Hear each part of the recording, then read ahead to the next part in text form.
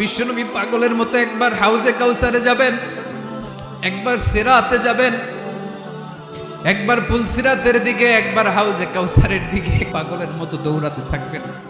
তার কোনো গুনাহগার উম্মত যাতে জাহান্নামে ঢুকে না যায়, সেদিন কেউ সুপারিশ করতে পারবে না বিশ্বনবী ছাড়া।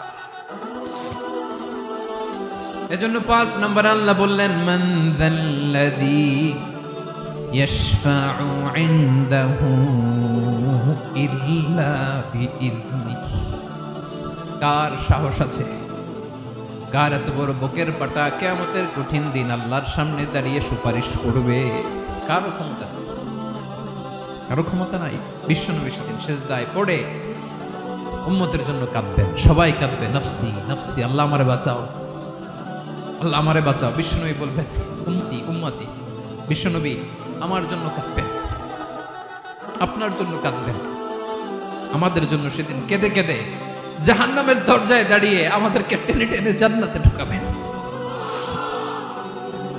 এজন্য এই বিশ্বনবীর ভালোবাসা যেন আমাদের হৃদয়ে ভরপুর থাকে। আমার ভাইয়েরা, প্রতি শুক্রবার বিশ্বনবীর উপরে বেশি বেশি যেন আমরা দুরূদ পড়ি। আমরা যখন বিশ্বনবীর সালাম দেই, দুরূদ পড়ি,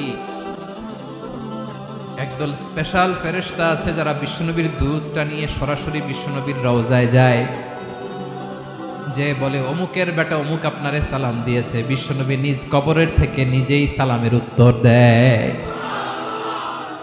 বিশ্বনবীর ভালোবাসা যেন আমাদের হৃদয়ে থাকে, বিশ্বনবীর সুন্নাহ দিয়ে যেন আমাদের জীবনটাকে সাজাই। পারা যাবে ইনশাআল্লাহ। বিশ্বনবীর ভালোবাসা ছাড়া কেউ জান্নাতে ঢুকতে পারবে? বিশ্বনবীর পক্ষে আমরা বলবো, বিশ্বনবীর পক্ষে আমরা লিখবো, বিশ্বনবীর জন্য আমরা আমাদের কলিজার রক্ত বিলিয়ে দিব, ঠিক কিনা বলেন?